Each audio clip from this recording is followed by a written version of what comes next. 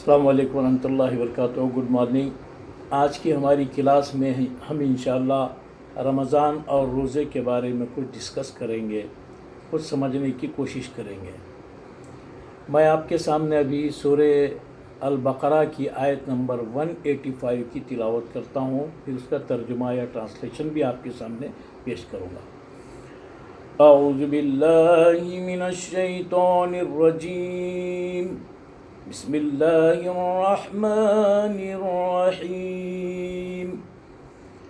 شہر رمضان الذی انزل فیہ القرآن ھدی للناس وبینات من الہدی والفرقان فمن شهد منكم الشهر فليصمه ومن كان مريضا أو على سفر فعدة من أيام أخر يريد الله بكم اليسر ولا يريد بكم العسر ولتكملوا العدة ولتكبروا الله على ما هداكم ولعلكم تشكرون. صدق اللہ العظیم. آئیے ہم اس ایک آیت کا ٹرانسلیشن یا انواد دیکھتے ہیں. شہر رمضان الذی، رمضان کا وہ مہینہ ہے، الذی انزل فیہ القرآن، جس میں اللہ تعالیٰ نے دیوِ قرآن کا اوترن کیا. رمضان میں ایک رات ہوتی ہے، بڑی رات، جسے شب قدر کہا جاتا ہے. شب قدر میں قرآن کے اوترن کا آرمبھ ہوا، شروعات ہوئی. اس کے بعد پھر 23 سال کے پیریڈ میں اللہ تعالیٰ نے تھوڑا تھوڑا قرآن اپنے نبی صلی اللہ علیہ وسلم پر اوترن کرتا رہا. تو اللہ فرماتا ہے ھدی للناس، یہ قرآن کیا ہے؟ مارگدرشن ہے. کس کے لیے مارگدرشن ہے؟ للناس، پوری انسانیت کے لیے، پوری مانو ذات کے لیے قرآن کیا ہے؟ مارگدرشن ہے. وبینات، اور کھلی کھلی کتاب ہے، یہ بالکل کلیئر کتاب ہے. من الہدی والفرقان، مارگدرشن ہے، اور کیا ہے؟ یہ فرقان ہے، یعنی صحیح اور غلط کے اندر ڈفرینشیٹ کرنے والی، انتر کرنے والی کتاب ہے یہ. آگے اللہ فرماتا ہے فمن شہد منکم الشہر فلیصم، پھر تم میں سے جو رمضان کا مہینہ پالے اسے چاہیے کہ وہ روزہ رکھے. اس کے لیے روزہ انیواری ہو جاتا ہے. آگے جو اللہ تعالیٰ کچھ ایکسیپشن کنڈیشن بتلاتا ہے، ومن کان منکم مریضا، اور تم میں کوئی بیمار ہے، او اعلیٰ سفرین، یا پھر سفر میں ہے، پرواز میں ہے، جرنی میں ہے، فعدۃ من ایام اخر، پھر اسے چاہیے کہ ان دنوں کی کاؤنٹنگ کر لے، چھوٹے ہوئے روزوں کی جو بیماری یا سفر کے کارن چھوٹ گئے تھے، اور اسے رمضان کے بعد میں رکھ لے. یرید اللہ بکم الیسر، اللہ تعالیٰ تمہارے لیے آسانی چاہتا ہے. ولا یرید بکم العسر، اور تمہارے لیے مشکل یا پریشانی نہیں چاہتا ہے. ولتکملوا العدۃ، اور تاکہ تم جو ہے روزوں کی کو جو گن لیں، ان کو اس کی جو کاؤنٹنگ کر لیں روزوں کی. وَلِتُكَبِّرُوا اللَّهَ، اور اللہ رب العزت کی جو ہے بڑائی بیان کریں. اللہ سے مراد یہاں پر کیا ہے؟ برہمانڈ کا ایشور ہم کہہ سکتے ہیں، یا سپریم پاور کہہ سکتے ہیں. اس کے لیے جو بھی لفظ یا شبد فٹ ہوتا ہے آپ کہہ سکتے ہیں. سپریم گاڈ کہیے، سپریم پاور کہیے، یونیورسل گاڈ کہیے. تو اس مالک پروردگار کی بڑائی بیان کریں، جیسا کہ اللہ تعالیٰ نے تم کو ہدایت کیا، مارگدرشن کیا. وَلَعَلَّكُمْ تَشْكُرُونَ، اور شاید کہ تم اللہ تعالیٰ کے شکر گزار بندے بن جائے. تو میرے بھائیوں، اس آیت کی روشنی میں ہم ایک دو تین باتوں کو سمجھنے کی کوشش کریں گے، ورنہ ویڈیو کافی جو ہے اس کا لینتھ بڑھ جائے گا. دیکھیے دو باتیں ہیں، ایک تو ہے رمضان اور دوسرا ہے روزہ۔ رمضان کے میننگ کیا آتے ہیں؟ رمضان کے میننگ گرمی اور تپش کو رمضان کہا جاتا ہے۔ عرب کا جو پریمیسس ہے ہمیشہ سے رہا اور آج بھی ہائیلی ٹیمپریچرڈ علاقہ ہے وہ، اس اعتبار سے رمضان کے معنی گرمی اور تپش کے ہیں۔ اور دوسرا شبد جو ہے روزہ، اس کو عربی میں صوم کہا جاتا ہے۔ روزے کے جو معنی ہیں وہ روکنے والی چیز کو روزہ کہا جاتا ہے۔ تو روزہ کن کن چیزوں سے روکتا ہے ہم کو؟ روزہ کھانے سے روکتا ہے دن کے پیریڈ میں، اور پینے سے روکتا ہے، اور لیڈیز کے پاس جانے سے، انٹرکورس سے جو ہے روزہ روکتا ہے۔ یہ تین چیزیں ہیں۔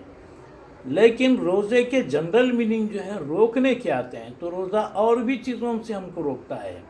جتنے قسم کے پاپ ہوتے ہیں، جتنے قسم کے گناہ ہوتے ہیں، ہر قسم کے گناہ سے اور ہر قسم کے افراد سے روزہ جو ہم کو روکتا ہے۔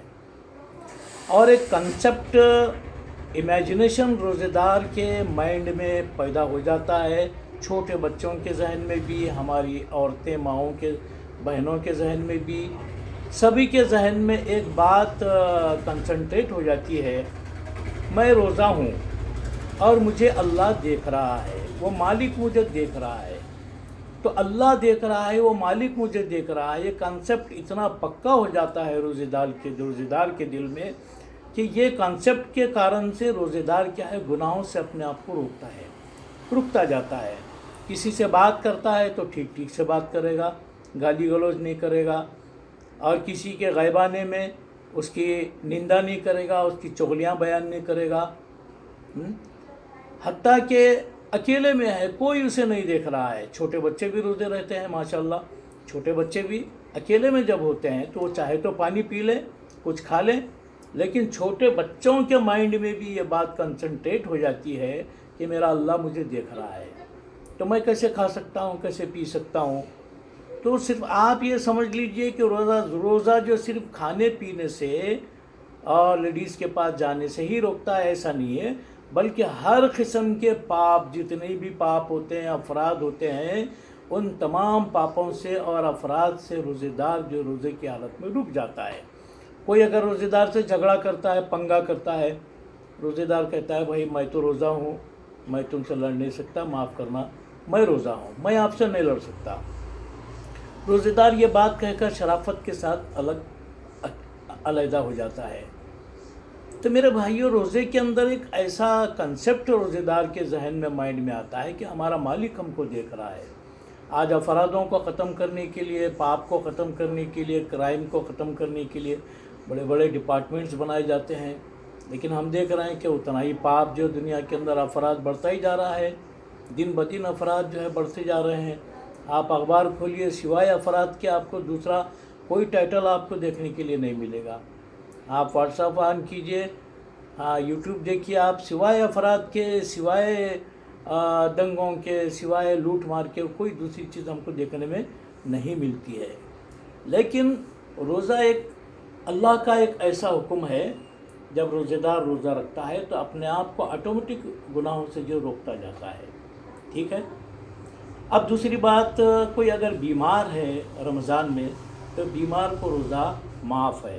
معاف کا مطلب یہ ہے کہ ایسا بیمار جو اچھا ہو سکتا ہے، اچھے ہونے کے چانسز ہیں اس کے لیے، تو ان چھوٹے ہوئے روزوں کی کاؤنٹنگ کر لیں اور رمضان کے بعد میں رکھ لیں۔ اسی طریقے سے پرواسی ہے، مسافر اگر ہے تو وہ بھی روزہ نہیں رکھ سکتا ہے سفر کی حالت میں، تو وہ بھی بعد میں رکھ لیں۔ اور ایک ایسا بیمار ہوتا ہے جس کے اچھے ہونے کے کوئی چانسز نہیں ہیں، جیسے ہمارے بہت سارے بزرگ حضرات ہوتے ہیں یا ہائیلی شوگر کے پیشنٹ ہوتے ہیں، اب ان کی شوگر کے جو بیماری ہے وہ کم ہونے کے کوئی چانسز نہیں ہے، تو ان کے لیے حکم یہ ہے کہ آپ ایک روزے کے بدلے کسی غریب کو 2 وقت کا کھانا کھلا دیں، ٹھیک ہے۔ تیسری بات یہ ہے کہ رمضان کا مہینہ جو ہے آپس کی ہمدردی کا مہینہ ہے، یہ ایثار و قربانی کا مہینہ ہے، اور آپس میں ایک دوسرے کی خدمت اور سیوا کرنے کا موقع ہے۔ یہی کارن ہے کہ رمضان میں ہمارے بہت سارے بھائی زکوٰۃ ڈسٹریبیوٹ کرتے ہیں۔ زکوٰۃ کی رقم، چیریٹی جو ہوتی ہے جس سے زکوٰۃ کہا جاتا ہے، وہ ہر مالدار انسان اپنے بچے ہوئے مال کا 2.5% نکال کر غریبوں میں تقسیم کرتا ہے۔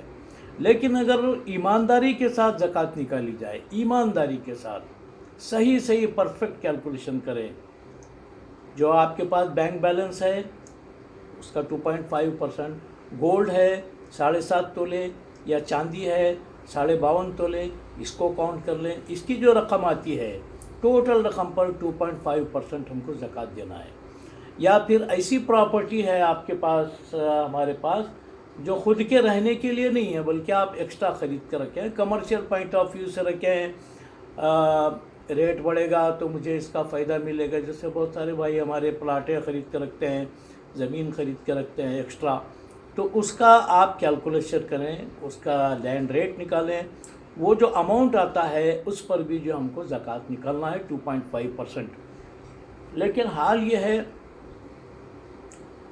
کہ اگر ایمانداری کے ساتھ زکوٰۃ نکالی جائے تو یہ آبزرویشن ہے اور ایکسپرٹس کا یہ کہنا ہے کہ ہمارے سماج کے اندر کوئی غریب انسان نہیں رہے گا۔ آپ کو اللہ نے پیسہ دیا ہے، خوب مال دیا ہے، کسی غریب کی ہیلپ کر دیجئے، اس کو بزنس لگا کر دیجئے، پان ٹپری لگا دیجئے، کچھ گاڑی خرید کر دے دیجئے، یا کوئی ایسا دھندا کاروبار لگا کر دے دیجئے۔ ہاں، اس طریقے سے زکوٰۃ ایک ایسی چیز ہے کہ اگر ایمانداری سے زکوٰۃ کا جو پیسہ نکالا جائے تو لاکھوں انسانوں کی غریبی جو دور ہو سکتی ہے۔ ایک اللہ کا دیا ہوا فارمولہ ہے بھائی، یہ ہمارا قانون نہیں ہے، ہماری بنائی ہوئی چیز نہیں ہے، اللہ کا بنایا ہوا نظام ہے۔ اور زکوٰۃ نہیں نکالتے ہیں تو پھر سونا چاندی جمع کر رکھتے ہیں۔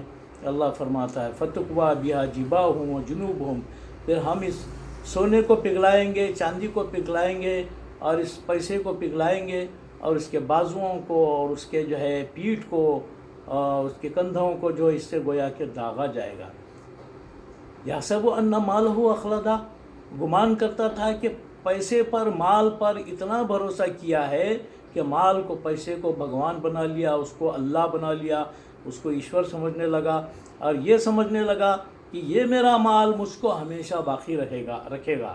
ایسا نہیں کہ مال باقی رہے گا، ایسا نہیں، مال پر اتنا بلیو کر رہا ہے کہ یہ مال مجھے ہمیشہ جو باقی رکھے گا، یعنی گویا کہ مال کو خدا بنا دیا ہے۔ اور یہی وہ مال ہے بھائی۔ ابھی جو کرونا میں کیا ہوا، لوگوں نے پیسوں کو اٹھا کر بلڈنگوں پر سے پھینک دیے، اس لیے کہ کیا کریں گے پیسہ لے کر، جس سے ہم اپنے پیاروں کو نہیں بچا سکے، ہمارے رشتہ دار ماں باپ کو، اپنے بچوں کو نہیں بچا سکے۔